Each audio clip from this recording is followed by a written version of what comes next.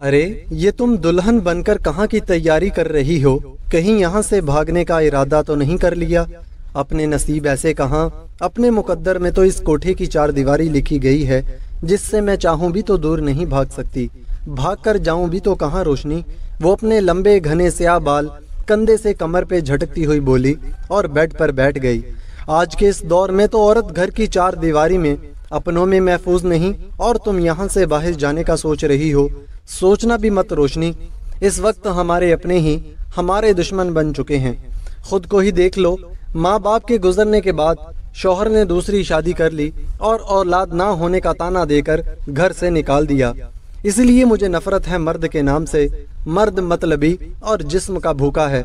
मर्द को बिस्तर पर औरत ऐसी चाहिए जिसके सब तलबगार हों, और घर में बीवी पाकीज़ा चाहता है जिसका माजी पाक हो। लेकिन मर्द ये नहीं सोचता कि अगर वो खुद को बदल ले तो किसी भी औरत का दामन दागदार ना हो। कोई मर्द से क्यों नहीं पूछता कि तुम्हारे पास क्या सबूत है कि तुम्हारा दामन पाक है?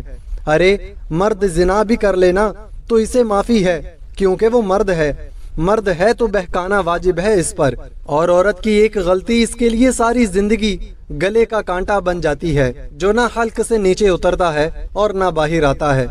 बस इसलिए नफरत है मुझे दुनिया के हर मर्द से। बस करें रमला बीबी, इतनी नफरत अच्छी नहीं होती।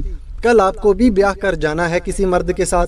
अगर इतनी नफरत दिल में रखेंगी तो जिंदगी गुजारना मुश्किल हो जाएगा आपके लिए। और रहने दो रोशनी, मुझे नहीं जाना किसी मर्द के साथ ब्याह करके। मैं तो यही रहूंगी और इस कोठे की जीनत बनूंगी। इस दुनिया के मर्दों से अच्छे तो ये घुंघरू हैं जो ना तो बेवफाई करते हैं और ना ही छोड़कर जाते हैं।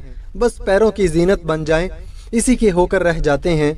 किसी दूसरे पैर में जाना भी चाहें तो अपनी तासीर खो देते हैं। अल्लाह ना करे बीबी जी, अल्लाह आपको इस गंद भरी जिंदगी से महफूज रखे, आमीन। रहने दो रोशनी, मुझे ऐसी दुआ ना दो जिसका मैं मान ना रख सकूं। अगर आज मेरा बाप मेरे सर पर होता तो शायद मैं तुम्हारी दुआ पर आमीन कहती, लेकिन अब नहीं कह सकती, क्योंकि जो बाप अपनी बेटी के सर पर शफकत का हाथ नहीं रख सके, अपनी बेटी को दुनिया के सामने बेटी ना कह सके, ऐसे बाप से तो मैं बिन बाप के ही अच्छी हूँ। अगर मेरी माँ को जिल्लत के इस गड़े से निकालने का वादा किया ही था इसने तो पूरा निभाता, मगर नहीं। इसके लिए मेरी माँ से निकाह करना तो आसान था, मगर अपने घर की जीनत बनाने से डर गया, क्योंकि वो एक इज्जतदार खानदान का वारिस था और मेरी माँ इस कीचड़ का दाग थी। ये इज्जतदार खानदान के मर्द हम जैसियों से बिस्तर तो सजा सकते हैं, मगर घर नहीं बसा सकते।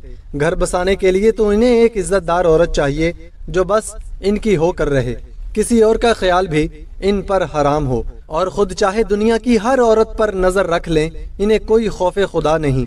मैं तो ये सोचती हूँ कि औरतें पता नहीं कैसे मर्द की बेवफाई पर खामोश रह लेती हैं, सिर्फ इसके लिए कि इनका घर ना खराब हो जाए, इनके दामन पर तलाक का धब्बा ना लग जाए। अरे ऐसी औरतों को तो डूब कर मर जाना चाहिए। ये खुद मर्द को आज़ादी देती हैं और फिर कोनों में मुंह छुपा छुपा कर रोती हैं। रमला बीबी, अभी आपकी उम्र कम है, इन बातों को नहीं समझ सकती। इज्जत की रोटी जिल्लत की उस जिंदगी से लाख गुना बेहतर होती है। मुनाफिक मर्द जैसा भी हो, लेकिन अपनी बीवी की तरफ उठने वाली हर गैर निगाह इसका सीना चीर सकती है। मेरे शौहर ने तलाक मुझे खुद नहीं दी थी, बल्कि अपनी माँ और बहनों के दबाव में आ गया था, और मेरे भाई ने मुझे इसलिए पनाह नहीं दी क्योंकि मेरे दामन पर बदकिरदारी का धब्बा थोप दिया गया था, तलाक की वजह बनाकर। जरूरी नहीं कि हर मर्द ऐसा हो।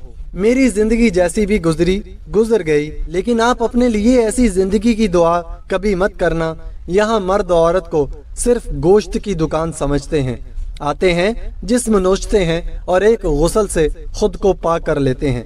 लेकिन हम औरतें अपना नामा आमाल गुनाहों से भरती जा रही हैं। पता नहीं किस मुंह से जाएंगी खुदा के सामने, पता नहीं हमारी बख्शिश होगी भी या नहीं। सिर्फ और सिर्फ इस पेट की खातिर हम खुद को इन हौसियों भेड़ियों के सपुर्द कर देते हैं, जिनके दिल शायद पत्थर हो चुके हैं। लेकिन एक बात तो साफ है रोशनी, रमला ने रोशनी की बात दरमियान में ही काट दी। यहाँ जो मर्द आते हैं वो तुम्हारा जिस्म नोचते हैं, अजियत देते हैं, मगर इनके जाने के बाद तुम्हें कोई अफसोस नहीं होता, क्योंकि तुम्हें इनसे कोई उम्मीद ही नहीं होती। इसलिए मेरे ख्याल से ये जिंदगी ज्यादा बेहतर है। तौबा करे बीबी जी, अल्लाह आपको इस जिल्लत से बचाए। मैं तो दिन रात यही दुआएं करती हूँ कि कोई नेक इंसान आए और आपको यहाँ से ले जाए। ضروری نہیں کہ ہر مرد ایسا ہی ہو۔ اب اس کو ہی دیکھ لیں جو آج آنے والا ہے۔ ہر سال آج کے دن آتا ہے اور اس کی ڈیمانڈ ہوتی ہے بس ایک دلہن جو پوری رات گھونگھٹ اوڑھے کمرے میں اس کے سامنے بیٹھی رہے۔ پچھلے 3 سال سے یہ سلسلہ چل رہا ہے، لیکن مجال ہے جو اس نے آج تک مجھے ہاتھ بھی لگایا ہو۔ بس چپ چاپ فرش پہ بیٹھ کر شراب پیتا رہتا ہے، پتہ نہیں کس بات کی سزا دیتا ہے خود کو۔ دیکھنے میں تو کسی اچھے گھر کا لگتا ہے، لیکن پتہ نہیں کیا حادثہ ہوا ہے اس کے ساتھ جو وہ ہر سال ایسا کرتا ہے اور یہاں آتا بھی بس اسی دن ہے۔ اچھا، یہ کہانی تو پہلے کبھی نہیں سنی روشنی۔ رملہ نے جیسے اس کی بات کا مذاق بنایا اور روشنی نے افسوس سے سر ہلایا۔ یہ کہانی نہیں، حقیقت ہے رملہ بی بی، واقعی وہ ایک غیرت مند مرد ہے۔ اس ایک رات کی بہت بھاری قیمت ادا کرتا ہے۔ بوا جی کو اگر چاہے تو کچھ بھی کر سکتا ہے، لیکن میرا خدا گواہ ہے کہ اس نے آج تک مجھے دیکھا تک نہیں۔ میں جس طرح رات کو جاتی ہوں اسی طرح صبح کمرے سے واپس آتی ہوں۔ میں تو خود حیران ہوں کہ آج کے دور میں ایسے مرد بھی موجود ہیں۔ بس کرو روشنی، کم از کم اسے غیرت مند تو مت بولو۔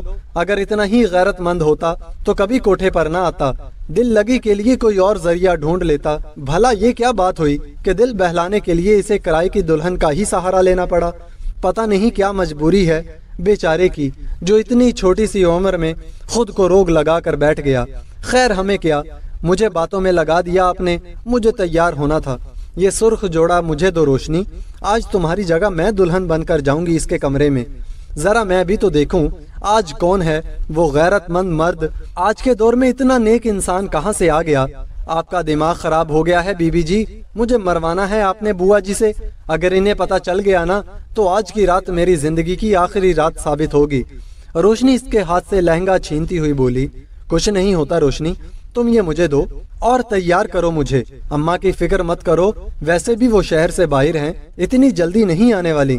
ان کا کچھ پتہ بھی نہیں ہے رملہ بی بی، وہ کب آ جائیں، میں اتنا بڑا دھوکہ نہیں دے سکتی انہیں۔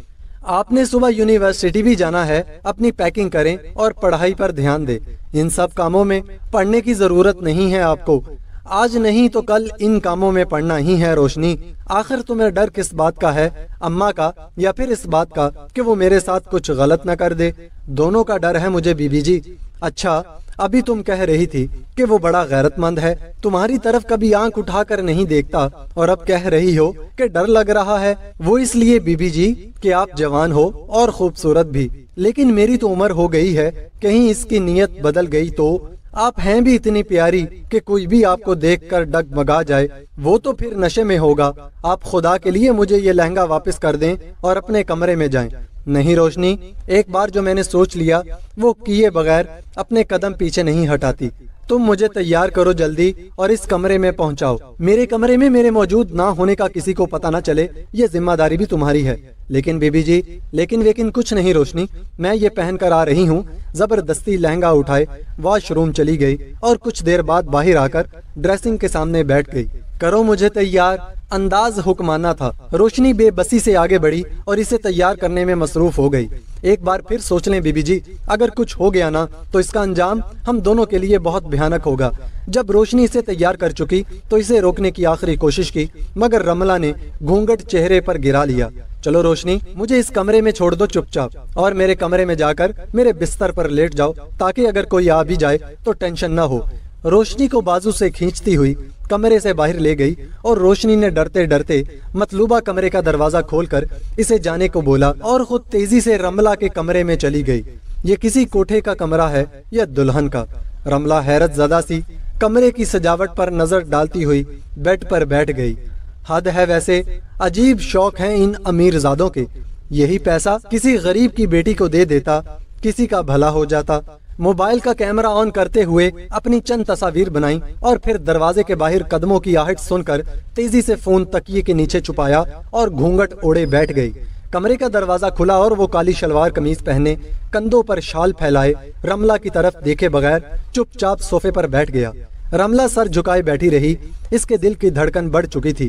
آج یہاں پہلی بار وہ کسی انجان مرد کے ساتھ ایک کمرے میں موجود تھی، جس کی موجودگی میں کسی انجانے خوف میں گھبرا چکی تھی۔ وہ صوفے سے اٹھ کر بیڈ کی طرف بڑھا اور رملہ کی تو جیسے سانس ہی اٹک گئی ہو، دم سادھے بیڈ کی طرف بڑھتے دیکھنے لگی اور تھر تھر کانپنے لگی۔